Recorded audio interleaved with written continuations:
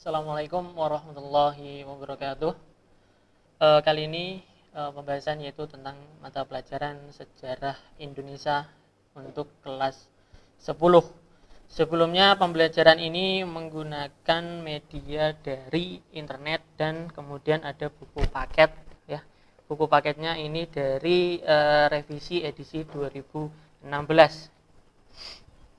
Materi yang pertama yang akan dibahas yaitu tentang bab pertama, menelusuri keberadaban awal di Kepulauan Indonesia. Kenapa babnya yang pertama yaitu tentang menelusuri keberadaban awal di Kepulauan Indonesia? Karena ingin tahu atau supaya siswa-siswa tahu dari mana asal usul nenek moyang kita berasal. Kemudian peradaban apakah yang pernah tinggal di Indonesia sejak zaman purba atau zaman dahulu. Karena apa? Karena jangan melupakan sejarah seperti itu. Oke, kemudian di sini pembahasan peta konsep pembelajaran sejarah untuk sejarah Indonesia bab menelusuri peradaban awal di Kepulauan Indonesia, yaitu adanya asal usul nenek moyang bangsa Indonesia. Itu pembahasan yang pertama. Dari asal usul nenek moyang bangsa Indonesia yaitu adanya dua nenek moyang bangsa Indonesia, yaitu adanya Pruto Melayu dan Diutro Melayu sebelum terjadinya perubahan pada sistem Jawa atau perubahan dari struktur-struktur dari tanah Jawa. Kemudian yang selanjutnya yaitu sebelum mengenal tulisan, karena zaman dulu belum sekali mengenal tulisan. Kemudian terbentuknya Kepulauan Indonesia. Jadi terbentuknya Kepulauan Indonesia ini sangat unik. Ada ahli yang mengatakan bahwa Kepulauan Indonesia terbentuknya yaitu adanya suatu meteor yang menabrak lempeng bumi. Jadi pergeseran lempeng bumi menjadi pulau-pulau kecil, yaitu di situ juga ada negara Indonesia. Kemudian mengenal manusia purba. Jadi mengenal manusia purba ini sangatlah banyak sekali. Manusia purba yang sudah ditemukan di Indonesia. Misalkan contoh ini manusia purbanya ada di Sangiran.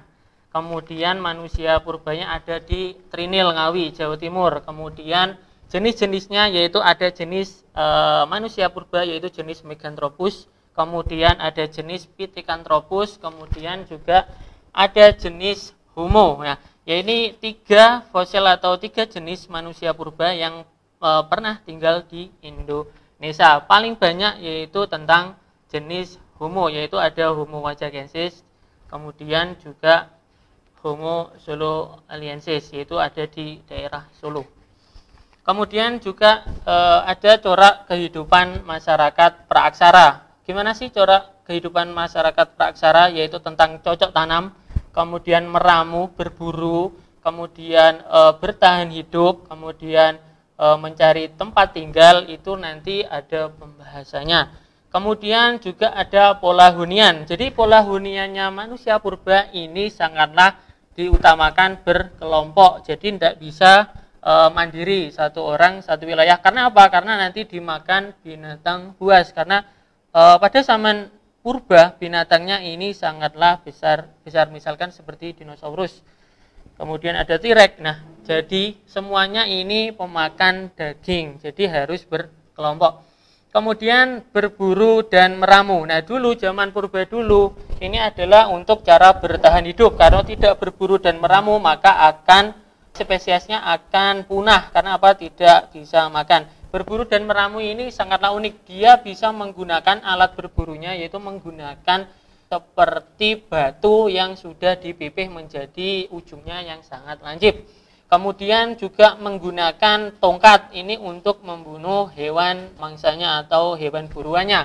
Kemudian menggunakan yaitu seperti serpian batu-batuan kecil, yaitu untuk istilah kata untuk mencari makanan yang ada di udara seperti burung. Nah, kemudian ada lagi sistem kepercayaan. Nah, di sistem kepercayaan nenek moyang itu penyembahannya seperti dewa matahari atau disebut dengan penyembahan batu dolmen.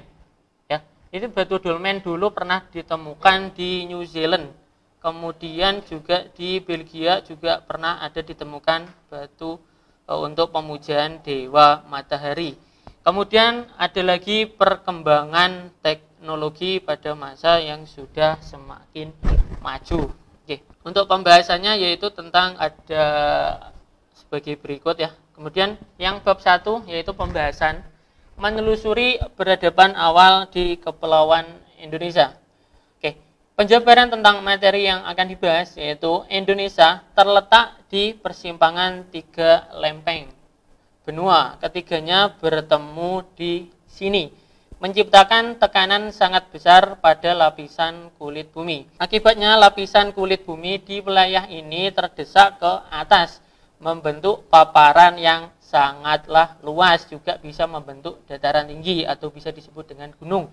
Dan beberapa pegunungan yang sangat tinggi tadi. Seluruh wilayah ini sangat rentan terhadap gempa yang sangat hebat. Makanya apa? Indonesia ini sering terjadinya gempa karena berbenturannya 2 lempeng tersebut, karena sering kali terjadinya gempa. Yang paling mengenang yaitu gempa yang ada di Aceh ya. Kemudian terjadinya ada lagi letusan gunung api dahsyat yang kerap mengakibatkan kerusakan parah. Hal ini terlihat dari beberapa catatan geologis. Gempa dan tsunami mengerikan yang dialami di Aceh. Nah, itu adalah sebuah teori atau sebuah peristiwa yang sangat bisa untuk dikenang. Itu merupakan episode terakhir dari seluruh rangkaian peristiwa panjang dalam masa prasejarah yang ada di Indonesia. Di era modern ini, jika kalian menengok peralatan dapur masa kini di beberapa daerah perdesaan mungkin ya, contohnya masih menemukan peralatan masak yang terbuat dari batu ya. Misalnya alat untuk menghaluskan bumbu masak ini masih terbuat dari batu. Karena apa? Peninggalan dari nenek moyang zaman dahulu. Di Jawa disebut sebagai cobek. Mungkin di daerah lain memiliki nama yang berbeda-beda. Jadi meskipun kini kehidupan sudah modern, ternyata masih ada peralatan manusia pada masa praksara yang masih bertahan sampai sekarang, dibudayakan atau dilestarikan. Manusia purba tidak mengenal tulisan. Jadi zaman dulu manusia purba itu belum mengenal tulisan. Dalam kebudayaan periode kehidupan ini dikenal dengan zaman praaksara. Jadi zaman praaksara yaitu zaman manusia purba sebelum mengenal tulisan. Masa praaksara berlangsung sangatlah lama, jauh melebihi periode kehidupan manusia yang sudah mengenal tulisan seperti kita saat ini. Oleh karena itu, untuk dapat memahami perkembangan kehidupan zaman praaksara itu, kita perlu mengetahui konsep alurnya, yaitu konsepnya yang seperti ini tadi, yang saya jelaskan pada slide yang awal. Oke. Kemudian, pengertian dari masa praaksara. Apa sih yang disebut dengan masa praaksara? Nah, ini jadi penjabarannya. Masa praaksara atau masa sejarah atau nirlaka yaitu penuh dengan arti. Misalkan contoh seperti pengertian dari nir. Nir itu artinya tidak ada. Kemudian leka itu adalah artian dari tulisan. Kemudian istilah yang digunakan untuk merujuk kepada masa di mana catatan sejarah yang tertulis belum tersedia. Dengan kata lain, masa praaksara berarti zaman sebelum ditemukannya tulisan. Perlu digarisbawahi, masa praaksara berarti zaman sebelum ditemukannya tulisan atau zaman sebelum manusia mengenal tulisan. Oke. Masa berakhirnya zaman praaksara tidak sama di masing-masing wilayah atau pengeklaiman masing-masing wilayah ini sangatlah tidak sama. Karena apa? Sejarawan, ideologi sejarawan, pemikiran sejarawan ini satu dengan yang lain ini tidak sama. Misalkan penemuan fosil di daerah Sangiran, yang satunya lagi mengeklaim penemuan manusia purba ada di Trinil. Jadi penemuan-penemuan atau pikiran ideologi sejarawan atau istilah kata untuk arkeolog ini sangatlah beda. Oke, kemudian masa berakhirnya zaman praaksara tidak sama di masing-masing wilayah. Misalnya di Mesir kuno dulu 3000 tahun sebelum Masehi sudah ditemukannya peninggalan tertulis. Jadi Mesir kuno dulu sudah ada peninggalan tertulis, batu tertulis, yaitu 3000 tahun yang lalu, sudah sebelum adanya masa praaksara ini. Kemudian tulisannya ini berupa huruf hieroglif. Ya, hieroglif ini seperti huruf yang ditulis di batu. Kalau yang sekarang ini seperti misalkan contohnya tulisannya ini merupakan seperti gambar orang, kemudian seperti gambar dari contohnya yaitu dari gambar misalkan seperti apa ya? Paling enak yaitu gambar irama atau not-not balok. Nah, not-not balok inilah yang digambar pada zaman hieroglif zaman dahulu. Sedangkan di Indonesia peninggalan tertulis tertua yang ditemukan adalah prasasti. Makanya prasasti yang ada di Indonesia kenapa sih banyak tulisannya? Yaitu zaman dulu, yaitu zaman masih perkembangan zaman batu tua, yaitu penulisan kata, penulisan kalimat, penulisan sebuah pesan, yaitu ada di dalam batu, yaitu berupa prasasti, misalkan seperti prasasti Yupa, seperti itu. Peninggalan kerajaan di Hindu Kutai, ini prasasti Yupa, abad ke-5, misalkan seperti contoh, atau sekitar tahun 400-an Masehi. Jadi di batu Yupa dulu pernah ada Selindra Inu menulis ya seperti tulisan yang intinya bisa untuk dikenang pada masa yang akan datang. Jadi tidak luntur dimakan oleh zaman, ditulis di batu.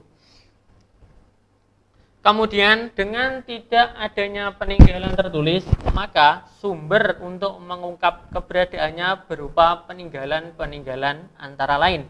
Di sini peninggalan-peninggalan yaitu untuk memperkuat fakta bahwa zaman dulu pernah ada manusia purba. Jadi kalau tidak ada peninggalan, tidak ada artefak, bukti-buktinya ini tidak otentik atau bukti-buktinya ini masih dipertanyakan. Kalau sudah ada fosil, sudah ada artefak, maka benar kemungkinan zaman dulu ini sudah adanya kehidupan nenek moyang sebelum zaman modern yang saat ini. Yang pertama yaitu ada peninggalan fosil, ini zaman purba. Nah, fosil merupakan, ini adalah pengertian dari fosil. Fosil ini merupakan sisa-sisa makhluk hidup yang telah membatu. Jadi makhluk hidup tulang-tulangnya ini sudah membatu menjadi fosil. Karena kebanyakan hewan dinosaurus, kemudian manusia purba, entah itu tentang tengkoraknya Meganthropus, entah itu Paleojavanicus, ya, ini masih terawetkan. Karena apa? Karena tulang-tulangnya ini membatu. Itu disebut dengan fosil. Fosil bisa berupa kerangka manusia, hewan, ataupun tumbuhan. Jadi tumbuh-tumbuhan juga jadi fosil. Contohnya seperti dedaunan pada zaman dahulu. Kemudian terkena vulkanik, debu. Pada abad misalkan abad ke-20 ini ditemukan sudah menjadi batu fosil seperti itu. Kemudian yang kedua yaitu penemuan dari peninggalan zaman purba dulu atau masa prasejarah dulu, yaitu adanya artefak. Apa sih yang disebut dengan artefak?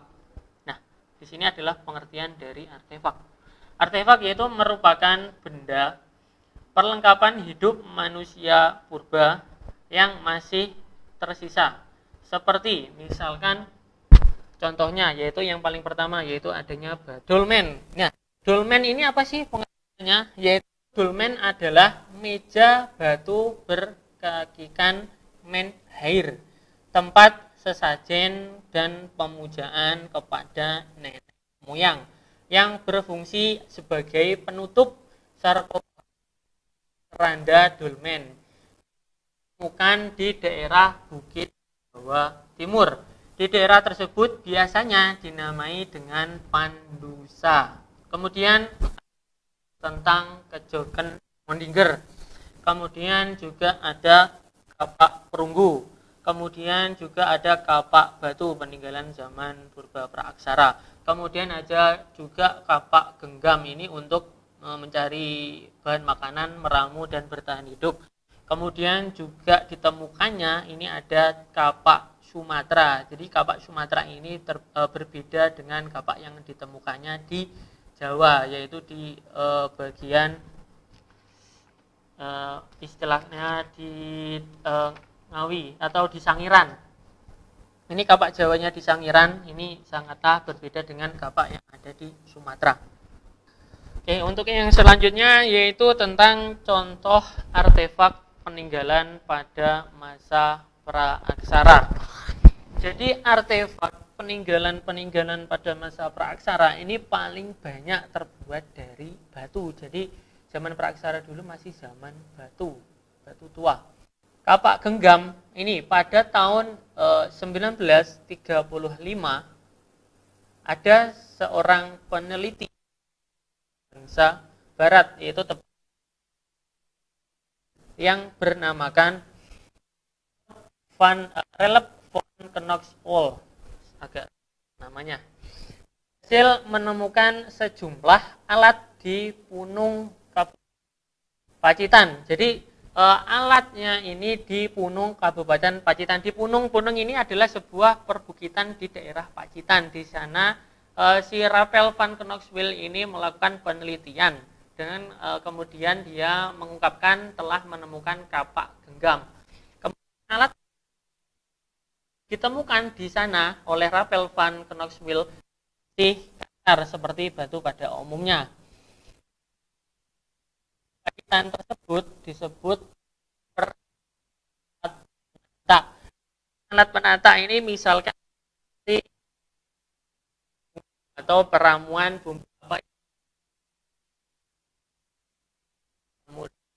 seperti alat-alat yang ditemukan di Pacitan kemudian disebut kebudayaan Pacitan. Jadi Ralph von Knox-Waltz ini peneliti yang berasal dari Belanda. Dia tidak pusing-pusing, dia tidak memikirkan hal untuk penamaan sebuah benda yang ditemukan. Misalkan dia menemukan benda peninggalan prasejarah ini di Pacitan, jadi namanya langsung disebut kebudayaan Pacitan. Jadi wilayah dengan kemudian nama ini harus sinkron, jadi tidak harus pusing-pusing memikirkan sebuah nama. Nah, dari hasil penelitian kebudayaan Pacitan dibuat dan digunakan oleh jenis manusia purba jenis Pithecanthropus erectus ya. Selain di Pacitan, Cooper juga ditemukan di Parigi dan Gombong, ini ada di Jawa Tengah. Kemudian juga ada di Sukabumi, Jawa Barat. Kemudian ada lagi di Lahat, ini di Sumatera Selatan. Kemudian juga ada lagi alat ini juga ditemukan di luar wilayah Indonesia, yaitu di Gua Cokowatin, Peking. Gua Cokowatin, Peking ini ditemukan di wilayah luar tempatnya ini di Provinsi Sumatera Barat kalau nggak salah. Ini Gua Cokowatin Peking ini adalah gua peninggalan atau bisa diklaim sebagai gua dari orang-orang Cina yang dulu pernah datang ke Indonesia. Sebelumnya ini guanya tidak memiliki nama. Kemudian bangsa Cina setelah adanya perdagangan ke Indonesia ini guanya dibuat tempat tinggal dan diberi nama yaitu Gua Cokowatin Peking. Ini namanya paduan antara Jawa dan Indonesia. Kemudian yang kedua yaitu ada kapak Sumatera. Ini kapak yang ditemukan di daerah Sumatera, kapak genggam terbuat dari batu. Ini kapak benar pernyataannya kapak, tetapi bukan kapak pada umumnya yang ada batangnya kemudian yang depannya ini memakai besi. Bukan, ini adalah kapak yang terbuat dari zaman batu karena kita masih pada zaman praaksara. Belum ditemukannya logam kemudian besi, belum. Nah, kapak Sumatera Latih namanya atau pebble adalah sejenis kapak genggam yang terbuat dari batu kali yang dipecah atau dibelah. Jadi batu kali ini batu yang istilah kata batunya yang masih belum kasar atau masih lembut, yaitu bisa untuk dipecah menjadi dua bagian. Karena apa? Karena terkikis adanya air di dalamnya. Karena kalau batu yang ada air di dalamnya ini mudah retak, mudah pecah untuk dikikis, yaitu bisa digunakan sebagai kapak. Kemudian sisi luarnya yang sudah halus tidak diapa-apakan.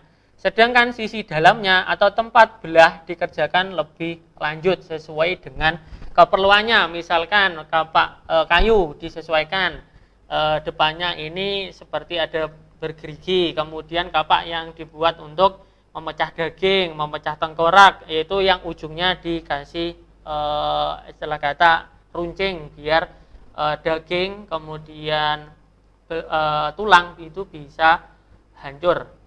Kemudian kapak ini ditemukan di Kejogen Modijer di sepanjang pantai Sumatera Timur Laut, di antaranya perbatasan Langsa Aceh dan Medan, yaitu Sumatera Utara.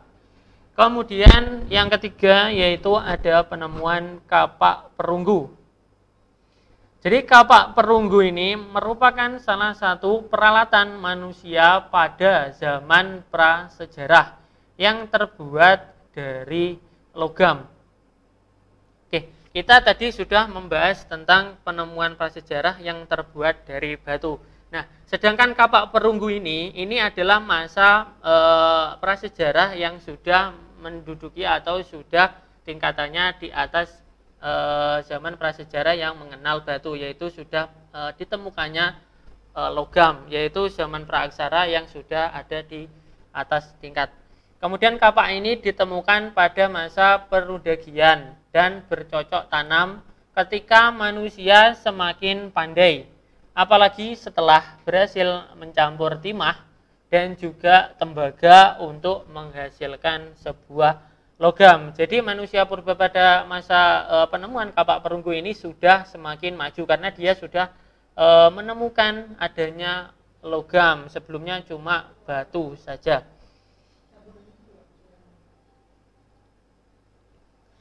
Kemudian yang saya sebutkan tadi yaitu tentang adanya batu dolmen, itu tempat pemujaan nenek moyang kita. Nah, uniknya batu dolmen ini ditemukan di daerah tempat tinggal saya, yaitu di daerah Besuki, Jawa Timur. Ini tempatnya batu dolmen dulu pernah ditemukan di Besuki, tepatnya ini di daerah pegunungan yang sekarang ini bernama Niama, perbatasan dengan Besuli. Di sana ada peneliti arkeolog dari Purbakala Tulungagung, yaitu dari Purbakala Wajak, tepatnya di Boyolango Tulungagung, pernah meneliti sampai sana. Ternyata di Besuki, Jawa Timur ini terdapat adanya batu dolmen, batu pemujaan nenek moyang pada zaman prasejarah praaksara dulu, yaitu tempat pemujaan dewa matahari. Karena pada zaman nenek moyang atau zaman prasejarah dulu atau praaksara, yaitu orang-orang masih mempercayai adanya Tuhan, yaitu Tuhannya ini adalah matahari. Jadi setiap adanya matahari di situ dikasih seperti adanya buah-buahan, makanan diletakkan di situ dan memohon dewa matahari supaya turun hujan, kemudian supaya enak untuk mencari makan, atau kemudian juga pengen keluarganya ini sehat dan bertambah, atau populasinya penduduknya ini semakin bertambah, yaitu disebut dengan batu dolmen. Karena batu dolmen diyakini kalau ada matahari di situ juga terdapat adanya suara. Ya, jadi siang hari adanya suara. Jadi kalau penelitian yang dikemukakan oleh peneliti dari Philip van Tobias yang meneliti batu itu, ternyata batu itu bisa berbunyi, yaitu tepatnya tabrakan antara medan magnetik dengan medan adanya angin, tiupan angin. Jadi seperti adanya suara siulan. Jadi orang zaman dulu belum mengenal seperti ini. Jadi batu-batu yang bisa berbunyi ini disembah, misalkan seperti itu, atau dipuja-puja. Ini pengertian dari Philip van Tobias. Ini Philip van Tobias ini adalah sejarawan arkeolog dari Amerika Serikat. Dolmen banyak ditemukan di daerah Besuki, dan di daerah itu daerah tersebut biasanya dinamai dengan Pandusa. Karena orang-orang zaman dulu ini memang penyebutannya dolmen, tetapi seiring berjalannya waktu di daerah tersebut atau di daerah punya keunikan masing-masing, penamaannya juga berbeda, yaitu dinamakan dengan batu Pandusa. Kemudian materi yang selanjutnya yaitu tentang contoh fosil yang pernah ditemukan atau contoh fosil kerangka manusia purba yang pernah ditemukan di Indonesia. Yaitu letaknya yang pertama ini pernah ditemukan di Pulau Jawa. Nah, sedangkan di Pulau Jawa ini penemuan fosil tentang peletakan, tentang tempat peletakannya pasti berhubungan dengan namanya. Misalkan di Pulau Jawa seperti Meganthropus paleojavanicus. Ini bisa dikatakan kenapa kok ditemukannya di daerah Jawa, yaitu di sana ada penamaan yaitu Paleojavanicus. Java itu artinya Pulau Jawa, yaitu Javanicus. Nah, nama Meganthropus paleojavanicus memiliki arti manusia besar dari zaman batu di Jawa, manusia yang memiliki otot yang sangat kekar, manusia yang tinggi besar, tapi masih menyerupai seperti monyet atau misalkan seperti simpanse wajahnya. Nah, hal ini diawali dari ditemukannya fosil yang berupa tulang rahang dan gigi manusia di daerah yang ada di Sangiran. Jadi penemuan di Sangiran itu Meganthropus paleojavanicus, yaitu penemuannya sama. Tepatnya di tepi Sungai Bengawan, Solo. Berdasarkan penelitian yang telah dilakukan, tulang rahang yang ditemukan tersebut berasal dari masa 2 sampai 3 juta tahun yang lalu terkubur dalam tanah atau kehidupannya. Dari bentuknya itulah maka nama Meganthropus paleojavanicus ini disematkan karena ditemukannya di daerah Jawa, tepatnya di daerah Sangiran. Berdasarkan rekam jejak, fosil ini merupakan fosil manusia purba tertua yang ditemukan di Indonesia, di Jawa. Fosil ini ditemukan pada tahun 1937.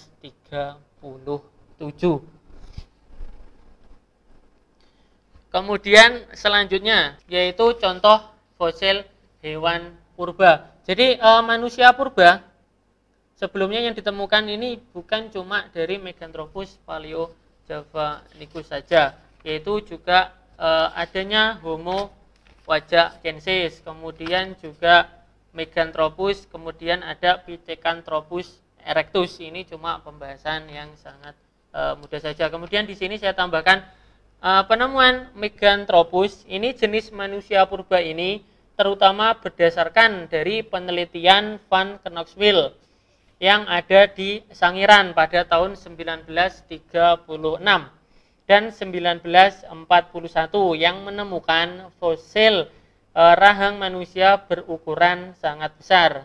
Kemudian dari hasil rekonstruksi ini, kemudian para ahli menambahkan jenis manusia ini dengan sebutan Meganthropus paleojavanicus.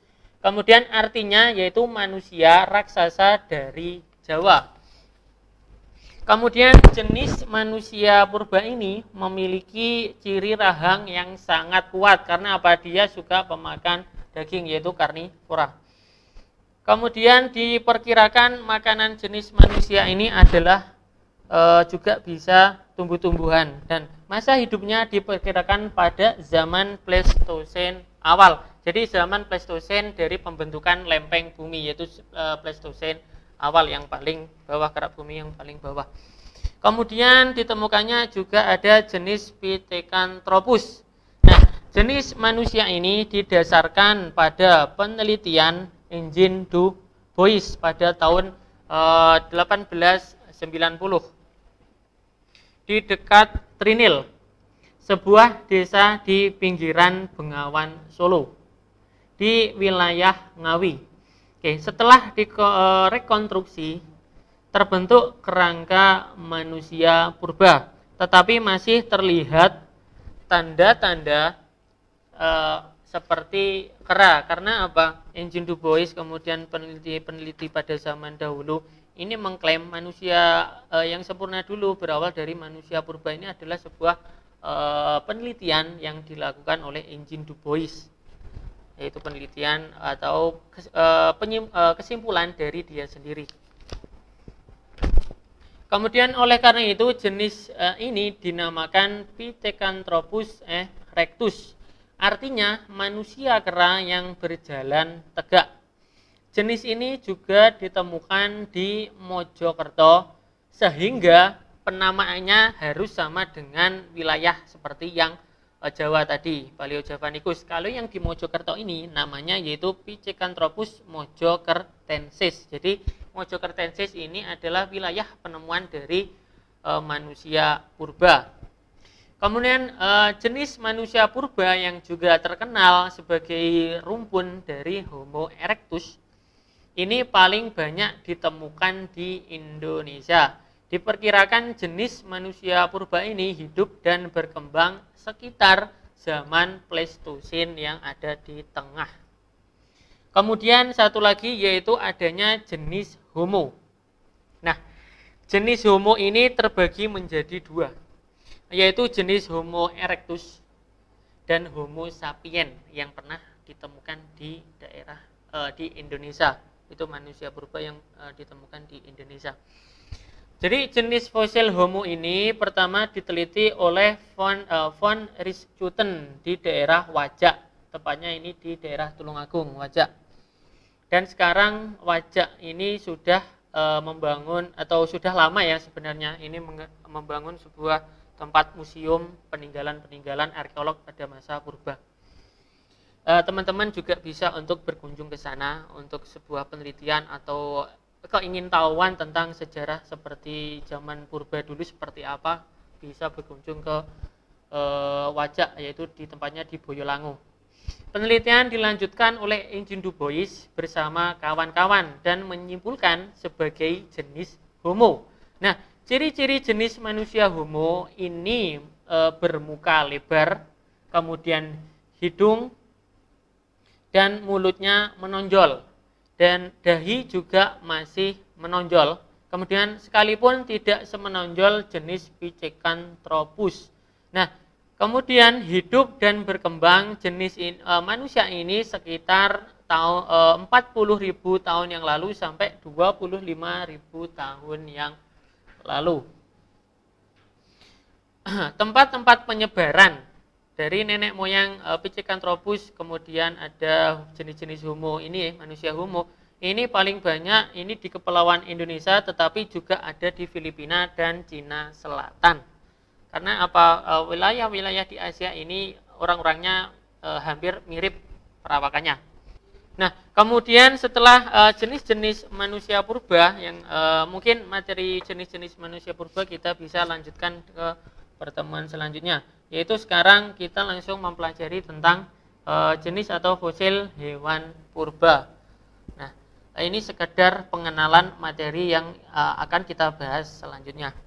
Kemudian dari contoh fosil hewan, jadi bukan cuma manusia purba saja yang ditemukan oleh peneliti, tapi juga ada hewan purba. Contoh fosil hewan purba yang pernah ditemukan di Indonesia yaitu seperti yang saya ambil contoh satu saja, yaitu sebenarnya banyak ya. Paling banyak seperti perkembangannya sekarang yaitu seperti kerbau. Yaitu yang zaman dulu ini disebut dengan Bos Paleosondaicus. Bos Paleosondaicus ini adalah nenek moyang dari kerbau sekarang. Fosil ini ditemukan di Indonesia sejenis kerbau purba dan bisa juga dianggap sebagai nenek moyang dari banteng Jawa. Diperkirakan hidup di masa Pleistosen Jawa sekitar 2,6 juta sampai 12.000 tahun yang lalu. Fosilnya pertama kali ditemukan oleh Engine Du Bois pada 1908. Ini bertempat di daerah Trinil. Tetapi hanya berupa tengkoraknya saja. Jadi gambaran asli tengkoraknya yaitu cuma tengkorak kepala dan ada masih tersisa rahangnya, masih ada giginya. Kemudian yang ada di contoh ini adalah sebuah kerangka buatan supaya menyerupai seekor banteng yang pernah ada pada masa zaman Bos Paleosandaicus yang pernah ditemukan. Kemudian kurun waktu berselangnya pada masa zaman praaksara sangatlah lama, yaitu sejak manusia sebelum mengenal tulisan sampai mengenal tulisan. Hal ini untuk masing-masing bangsa tidak sama untuk bangsa Indonesia zaman praaksara berakhir, yaitu sekitar tahun 400 Masehi atau abad ke-5 tepatnya.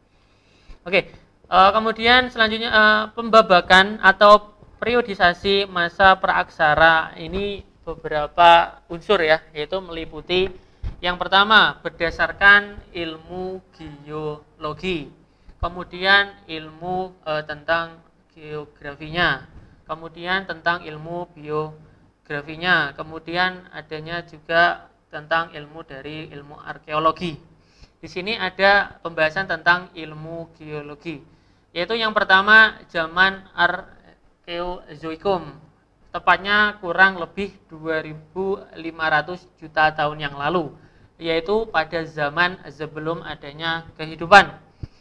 Yang kedua yaitu adanya zaman Paleozoikum, yaitu kurang lebih 340 juta tahun yang lalu atau zaman purba tertua. Kemudian yang ketiga adanya zaman Mesozoikum, yaitu 251 sampai 65 juta tahun yang lalu, yaitu zaman purba yang tengah. Pada masa ini sudah ditemukannya hewan jenis mamalia, kemudian juga jenis burung, kemudian juga jenis amfibi dan tumbuh-tumbuhan sudah mulai ada atau sudah mulai muncul.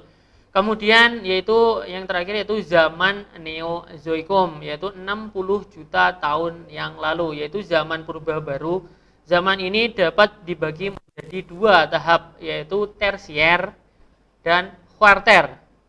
Kemudian ada lagi zaman es mulai menyusut dan makhluk-makhluk dan manusia sudah mulai hidup. Jadi perkembangan zaman menurut ilmu geologi sebelum terbentuknya bumi kita sekarang ini terdapat adanya 4 fase perubahan setelah adanya pergeseran lempeng bumi atau setelah punahnya manusia purba, kemudian juga hewan purba, yaitu terjadinya 4 perubahan zaman.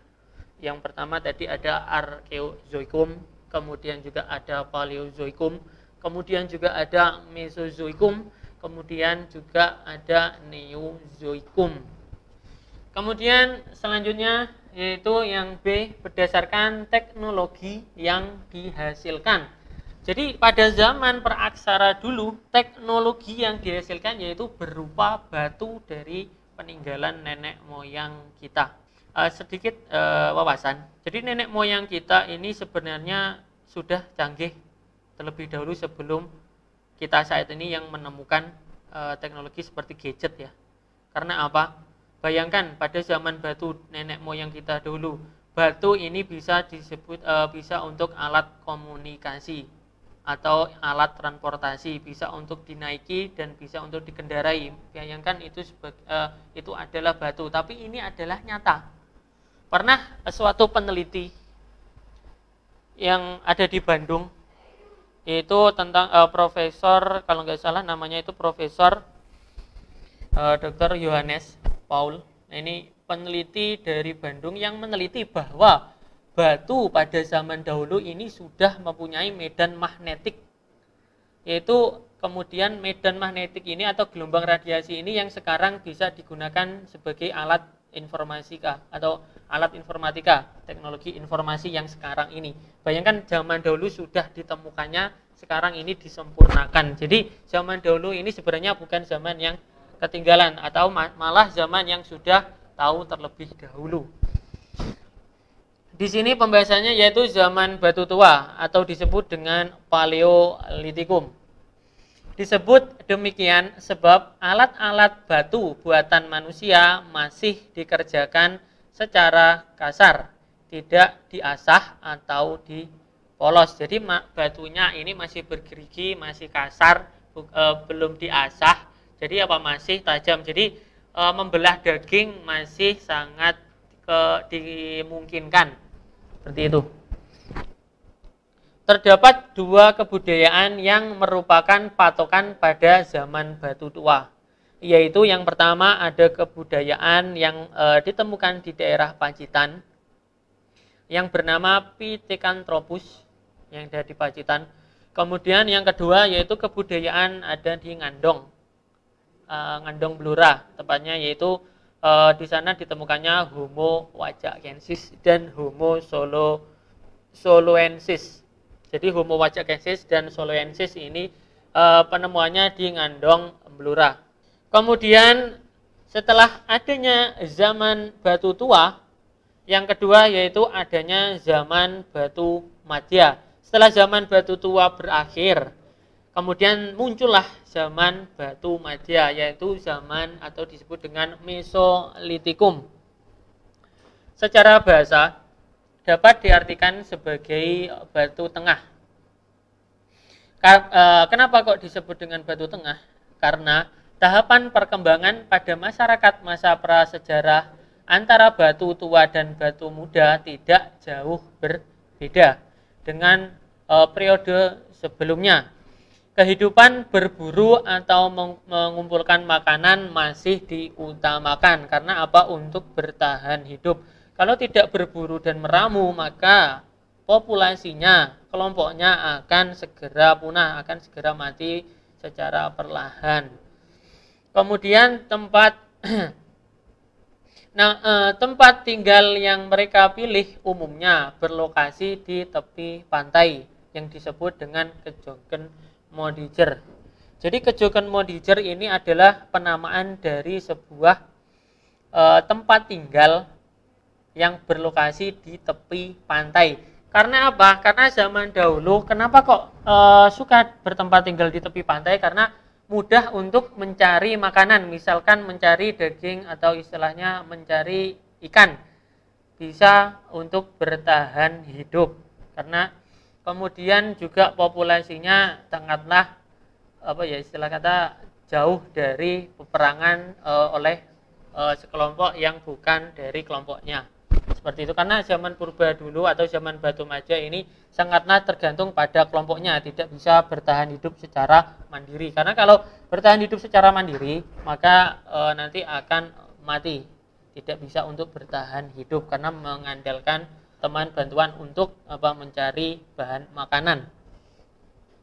Kemudian ditemukannya yaitu di goa-goa. Jadi orang dulu ada tempat tinggal di dekat pantai, kemudian juga di dekat pantai kan mesti ada gunung. Nah, di gunungnya itu pasti terdapat sebuah gua yang bisa untuk di tempat tinggal atau untuk bersemayam. Nah, di gua-gua tersebut yaitu yang dinamakan dengan Abris Saus Roche. Ya, gua-gua pahatan yang berasal dari manusia praaksara, manusia purba, yaitu disebut dengan gua Abris Saus Roche. Yaitu pemahatannya dengan menggunakan kapak terbuat dari batu yang sudah diasah, jadi bergerigi, jadi lancip. Kemudian sehingga di lokasi tersebut banyak ditemukannya bekas-bekas kebudayaan manusia pada zaman itu. Kemudian selanjutnya yaitu zaman batu baru atau disebut dengan Neolitikum. Jadi Neolitikum yaitu zaman batu muda. Di Indonesia zaman Neolitikum dimulai sekitar abad 1500 sebelum Masehi. Cara hidup untuk memenuhi kebutuhannya telah mengalami perubahan pesat. Dari cara food gathering, mencari makanan, berburu meramu, menjadi food producing, yaitu dia memproduksi hasil dari makanannya tersebut. Misalkan dia sudah bercocok tanam, dia ingin hasil yang lebih bagus ketimbang dia cuma berburu saja. Kemudian yaitu dengan cara bercocok tanam dan berternak seperti yang saya katakan tadi.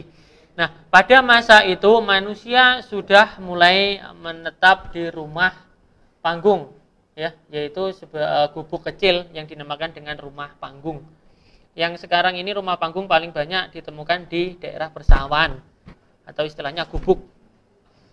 Untuk menghindari bahaya binatang buas, manusia pada masa Neolitikum ini pun telah mulai membuat lubang-lubang yang ada di gua di sekitar tempat tinggalnya untuk menyimpan persediaan padi dan gabah. Jadi padi dan gabah supaya tidak dimakan atau dibawa oleh kelompok lain atau rusak terkena hujan itu disimpan di dalam gua-gua kecil.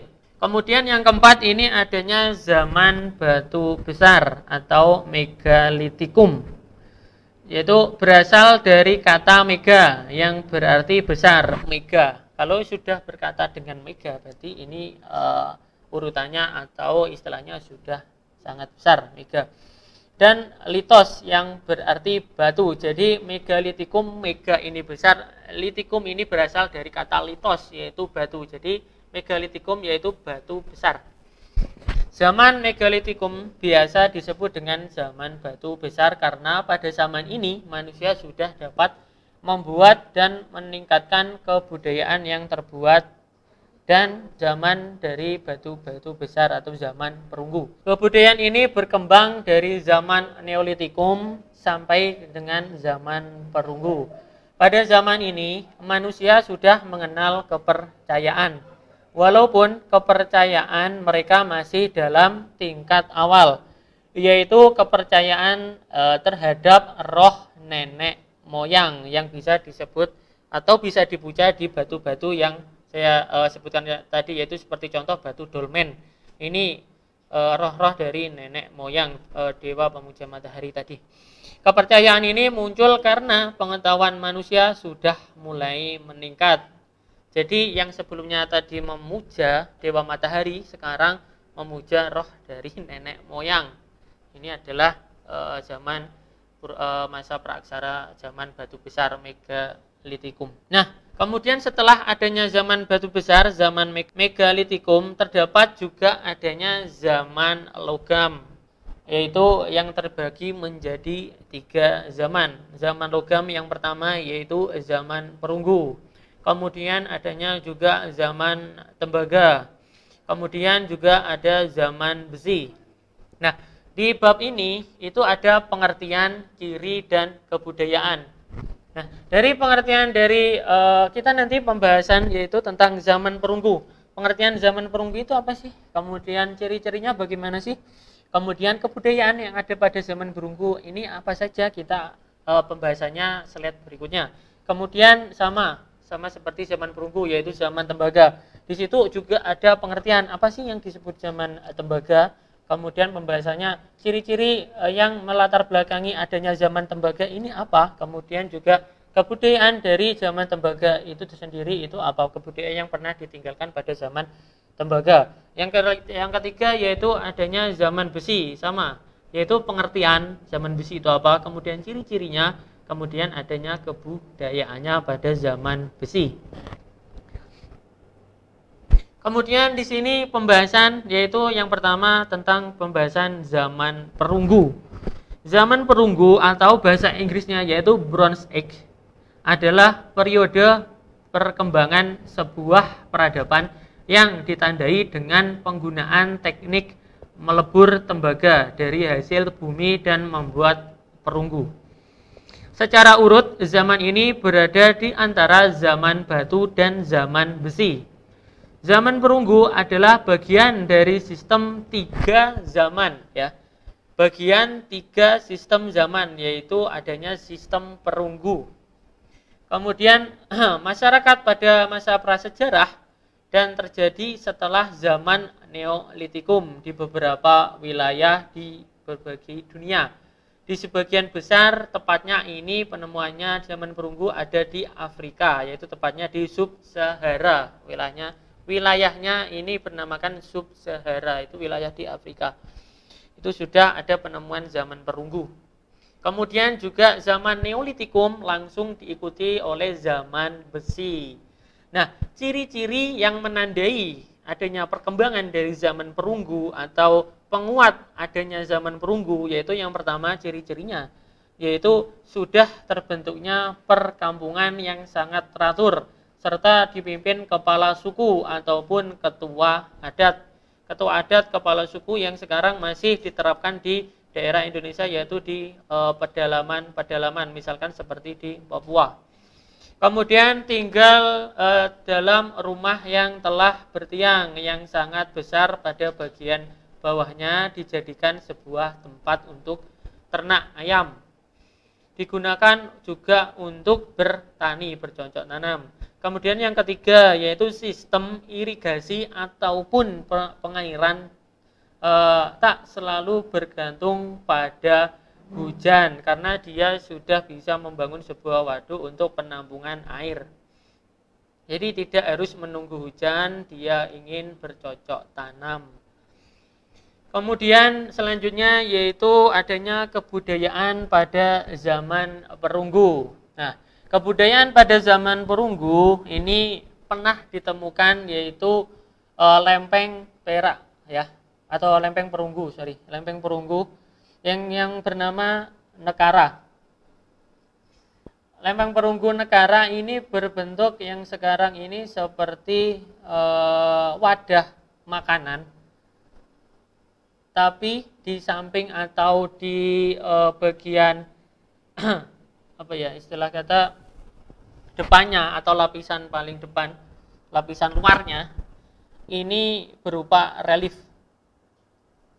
Di sini bisa kita lihat pada gambarnya, yaitu reliefnya ini berupa adanya hewan purba, adanya gajah mamun, kemudian adanya burung kenari, burung merak, kemudian juga adanya hewan bison, wildebeest ya. Nekara adalah semacam genderang dari perunggu yang berpinggang di bagian tengahnya dan sisi atasnya tertutup. Jadi kira-kira sama dengan kalau sekarang ini seperti alat untuk menanak nasi. Nekara yang ditemukan di Indonesia ada yang mempunyai ukuran besar dan ukuran kecil. Nekara yang ditemukan di Pajeng, Bali adalah nekara dalam ukuran besar. Nekara ini bergaris tengah, yaitu diameternya 160 cm dan tingginya 186 cm. Benda ini sekarang disimpan di Pura Panataran Sasih, yaitu tepatnya di Gianyar di Bali. Nekara ini sangat dipuja oleh masyarakat sekitarnya atau masyarakat Bali yang masih kental dengan kebudayaan Hindu. Kemudian tidak semua orang dan setiap waktu orang bisa melihatnya karena nekara ini dianggap barang suci, yaitu yang hanya dipergunakan untuk upacara-upacara adat tertentu saja. Misalkan yaitu acara tabuh untuk memanggil arwah, acaranya yang dinamakan dengan acara tabuh, yaitu untuk memanggil para arwah leluhur, nenek moyang yang sudah meninggal pada abad dahulu. Itu untuk upacara pemanggilan arwah nenek moyang. Kemudian di sini juga penemuan kapak corong. Ya. Kapak corong bentuk bagian tajamnya seperti kapak batu, hanya bagian tangkainya berbentuk corong. Maka kapak ini disebut juga kapak corong atau kapak sepatu, karena ujungnya ini sangat lancip dan melengkung. Kapak corong ditemukan di Sumatera Selatan, kemudian juga pernah ditemukan di Jawa, kemudian pernah juga ditemukan di Bali, kemudian Sulawesi Tengah, Selatan, kemudian Pulau Selayar dan Irian dekat Danau Sentani, Irian Barat. Bentuk kapak ini sangat banyak jenisnya, ada yang kecil, ada yang besar, disertai hiasan, ada yang pendek lebar, ada yang bulat, dan ada pula yang panjang satu sisinya. Kapak corong yang memiliki panjang satu sisi disebut candrasa atau bentuknya sangat indah dan penuh hiasan. Fungsinya sebagai tanda kebesaran dan alat upacara keagamaan. Jadi zaman dulu ini keagamaannya sangat kental, upacara-upacara adat keagamaan. Kadang-kadang kapak tersebut dihiasi gambar-gambar mata yang oval atau juga dengan ragam hias garis-garis geometris. Dan peliin berganda atau double spiral. Jadi seperti spiral yaitu yang ada ujungnya. Kemudian setelah adanya zaman perunggu yaitu adanya zaman tembaga. Zaman tembaga adalah era di mana manusia mengenali logam, di mana manusia menggunakan tembaga sebagai bahan baku untuk pembuatan peralatan. Para ahli mengatakan Indonesia belum terpengaruh atau hidup pada zaman tembaga karena tidak ada peninggalan sejarah yang ditemukan sejak zaman tembaga di Indonesia. Jadi zaman tembaga ini belum sekalipun atau tidak pernah atau belum pernah ditemukan di Indonesia, tetapi pernah ditemukan di Asia Tenggara yaitu di Malaysia, di Thailand, di Vietnam. Ini pernah ditemukan zaman tembaga karena di Indonesia ini belum ada peneliti yang menemukan adanya zaman tembaga di Indonesia. Hanya negara-negara tersebut. Kemudian ciri-ciri tembaga pada zaman itu yaitu penemuan pertama kali di ranah Eropa, dapat digunakan sebagai alat perang pada masa Romawi kuno. Kemudian zaman ini hanya berlaku di wilayah bagian barat dunia seperti di Eropa dan kebudayaannya. Jadi bangsa-bangsa Eropa, bangsa-bangsa Romawi dulu itu mungkin perangnya memakai tembaga. Kemudian juga zaman besi. Zaman besi adalah suatu tahapan perkembangan budaya manusia di mana penggunaan besi untuk pembuatan alat dan senjata sangat dominan. Penggunaan bahan baru ini di dalam suatu masyarakat seringkali mencangkup perubahan praktek pertanian, kepercayaan, agama, dan gaya seni. Kemudian juga ada hal untuk ingin walaupun hal ini tidak selalu terjadi. Cukup sekian untuk pertemuan kali ini, perkembangan zaman dari bab pertama, yaitu tentang menelusuri peradaban awal di Kepulauan Indonesia, yaitu tentang adanya zaman perunggu yang terakhir tadi. Mungkin untuk pertemuan selanjutnya kita masih pembahasan yang sama tentang peradaban awal, peradaban menelusuri peradaban awal di Kepulauan Indonesia. Cukup sekian, apabila kurang lebihnya mohon maaf. Semoga bermanfaat, dan di sini juga ada sebuah kuis atau soal yang bisa kalian jawab, kemudian bisa dikirim ke email saya. Di situ terdapat adanya 4 kuis, yaitu mengapa istilah praksara sampai apa saja pelajaran yang dapat kita peroleh dari kehidupan pada zaman praksara. Jadi nanti kuisnya ini bisa kalian langsung kirim ke alamat email saya yang sudah ditera di bawahnya, yaitu rahmatkusuma6@gmail.com. Oke, sekian pertemuan kali ini, kurang lebihnya mohon maaf. Wassalamualaikum warahmatullahi wabarakatuh.